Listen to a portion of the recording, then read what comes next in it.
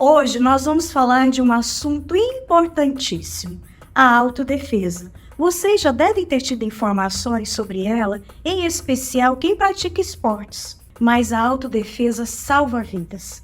E nós vamos também falar da diferença entre agressividade e violência. Venha com a gente!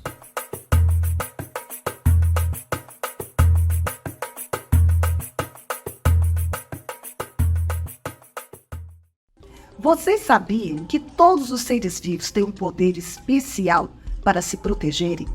Alguns animais têm uma super velocidade, outros uma enorme força física ou garras e dentes afiados.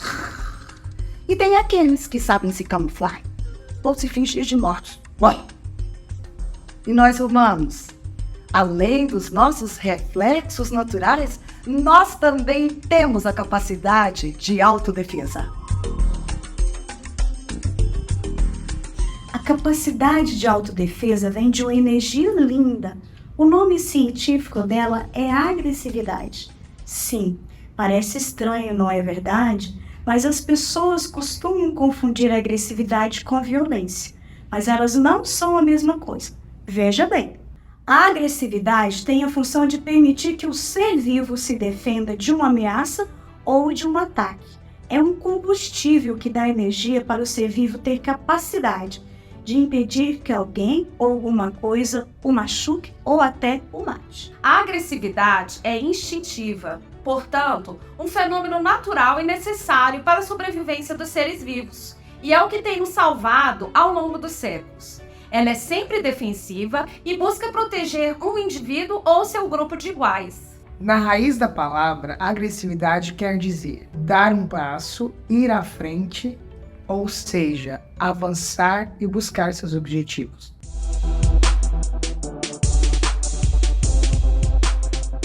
Como toda pessoa tem o direito de escolher, decidir sobre a sua vida e o que é melhor para si, nunca deve aceitar nenhum tipo de violência. E, se necessário, pode utilizar da autodefesa. Vamos entender um pouco o conceito de violência com a opinião da psicóloga Cida Alves. A violência é o contrário da agressividade. Ela só existe para destruir o outro como pessoa. Quem comete uma violência não quer se defender. Quer humilhar e fazer sofrer para impedir que alguém exerça sua própria vontade. A violência pretende impor no sujeito a condição de objeto, ou seja, sem arbítrio, vontade e luta. E como já foi dito, pessoas não são objetos e têm suas próprias decisões e escolhas. A agressividade é a autodefesa. Se muito bem desenvolvida, ela pode salvar vidas e cuidar do seu corpo e da sua mente. Mas aí, vocês podem se perguntar, então quais são os principais recursos de defesa dos seres humanos? Nós temos mais do que apenas recursos biológicos, coisas muito poderosas como autocontrole emocional, inteligência e desenvolvimento de habilidades físicas. Mas antes das atletas apresentarem os princípios filosóficos da autodefesa, preciso explicar um pouquinho mais sobre os mecanismos instintivos de proteção e dar algumas dicas de autocuidado. Vamos lá?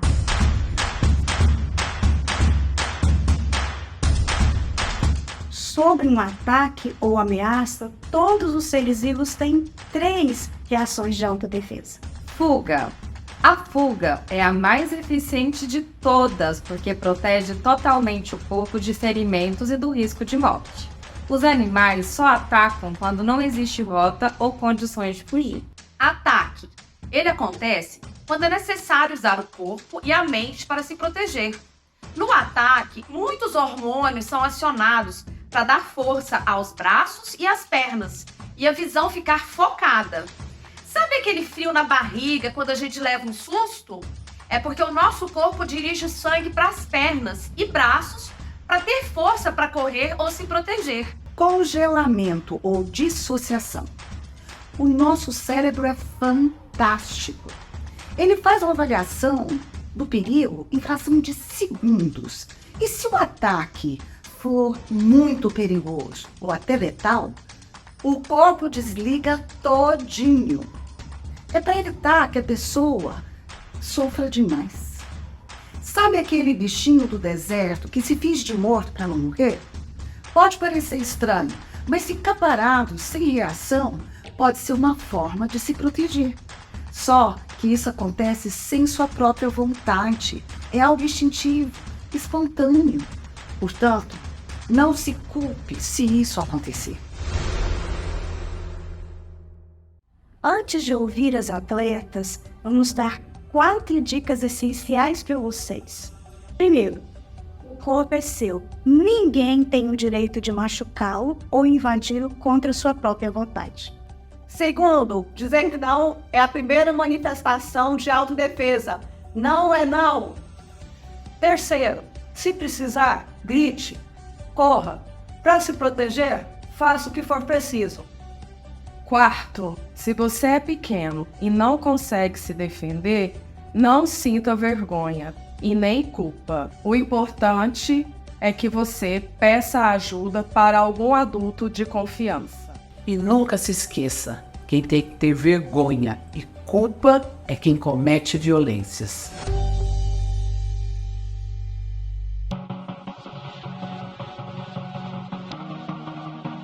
A melhor autodefesa é a prevenção. Todo um trabalho que a gente faz antes do perigo se aproximar. Porque a partir do momento que ele chega, né, se uma pessoa com más intenções já adentra na nossa zona de vulnerabilidade, a chance de, principalmente se for uma pessoa mais forte, uma pessoa mais violenta, de ganhar aquela briga é muito grande. Eu preciso, aí sim, ter um grande conhecimento de autodefesa específico naquele momento para conseguir me livrar de uma situação de risco. Então, é melhor a gente investir na prevenção antes dele chegar para evitar a situação de perigo. Em japonês, a gente tem um termo para isso que se chama zanshin, mente presente, que é um exercício constante de se fazer presente a todo momento.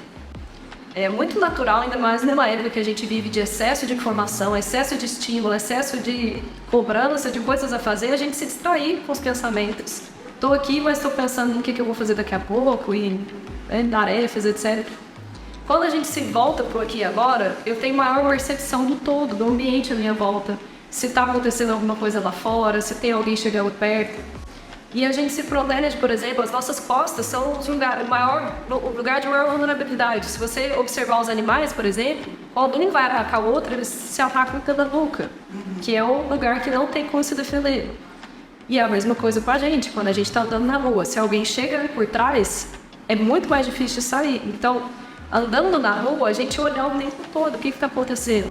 Tem pessoas que podem me agredir ou em algum momento, né, causar algum tipo de perigo. Então, esse estar presente evita muitos problemas. Quando a gente treina isso nas artes marciais, é o tempo todo praticando a respiração, observando o outro. Nas lutas que a gente faz 2 a 2, eu preciso observar o que o outro está fazendo para eu conseguir me aproximar, me afastar, enfim.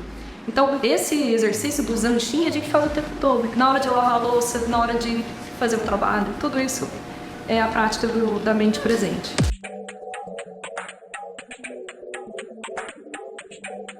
Todo o corpo guarda a ferramenta, o mecanismo de autodefesa. Independente se é homem, se é mulher, se é criança, nós temos no corpo a capacidade de nos proteger, de nos defender, assim como todos os animais. Porém, na nossa sociedade, culturalmente falando, a gente foi ensinada que mulher é um sexo frágil. Que criança e mulheres têm que ser protegidas, têm que ser acolhidas, protegidas por outras pessoas, pelos homens, por exemplo, pela família, né, etc. E isso foi gerando uma ideia errada, equivocada, de que as mulheres não têm força, que não têm capacidade de autodefesa. Cada corpo, na verdade, guarda um próprio biotipo que vai ter a sua característica intrínseca de luta. Então, um corpo, por exemplo, que é menor, ele pode ser mais rápido, ele pode ser mais ligeiro, mais sorrateiro, pode ter mais reflexo.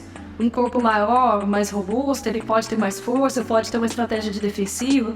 Para cada biotipo, a gente vai ter um tipo de luta diferente.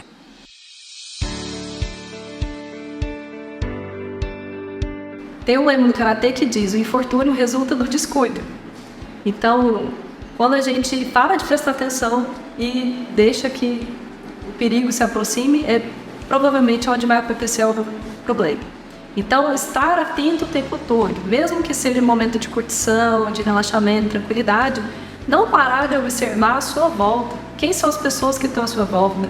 Se tem, por exemplo, se é um lugar fechado, se tem rota de fuga, se acontecer algum problema, se você consegue sair, já mapear tudo isso e estar prestando atenção, estar atento. Outra dica é, principalmente para mulheres, se você estiver sozinha, evitar o excesso de bebida, né? Até o ponto que você perde a consciência e está vulnerável a qualquer tipo de situação. Então, não precisa não beber, mas evita perder o controle. E se for com essa intenção, que hoje eu quero perder o controle, que tenha pessoas à sua volta, que tenha amigos e pessoas que você sabe de confiança que vão cuidar de você. Outra dica seria os pertences, coisas importantes, você guardar, não deixar à disposição, porque são sinais, eles são alvo de procura, né? Muitas vezes de furto, de roubo. Então, levar o mínimo possível, o básico possível, esconde em lugares seguros, em lugares que não fiquem à vista. Evitar ficar sozinha em ruas, voltar para casa sozinha, evitar, quando estiver andando na rua, por exemplo, não ficar perto da parede, você andar mais próximo da rua, porque é possível muitas vezes você ser encurralada do lado de fora. Então, se for para cruzar com alguém, de preferência cruza do lado externo, ficar mais longe da parede possível. Outra dica é evitar ficar dentro do carro, como se o carro fosse um lugar seguro. Às vezes a gente pensa, vou esperar aqui um pouquinho, vou aguardar minha amiga chegar, ou fica se distraindo ali os celulares. Isso acaba, o carro é um atrativo para assaltante, para ladrão. Então, evitar ficar dentro do carro. A gente tem uma regrinha dos 10 segundos. Para entrar e sair do carro, com o carro dirigindo, no máximo 10 segundos. Já entra ligando o cinto e sai. Não perde muito tempo ali, porque é nesse momento que, se tiver alguém mal intencionado, pode te atacar. Antes de chegar em casa, está dentro do Uber, por exemplo, já vai tirando a chave, já vai se preparando para aquele momento, para não perder tempo nessa transição de sair do carro e não ficar ali dando bobeira. Outra dica é com as bebidas, né? Muitas pessoas mal intencionadas colocam remédios, drogas dentro das bebidas. Então, sempre andar com o copo tapado, ou se for uma latinha, colocar a mão em cima. Cuidar dos colos das amigas também, ficar de olho, ter essa mentalidade de uma cuidar da outra também. E é sempre bom lembrar que não é não.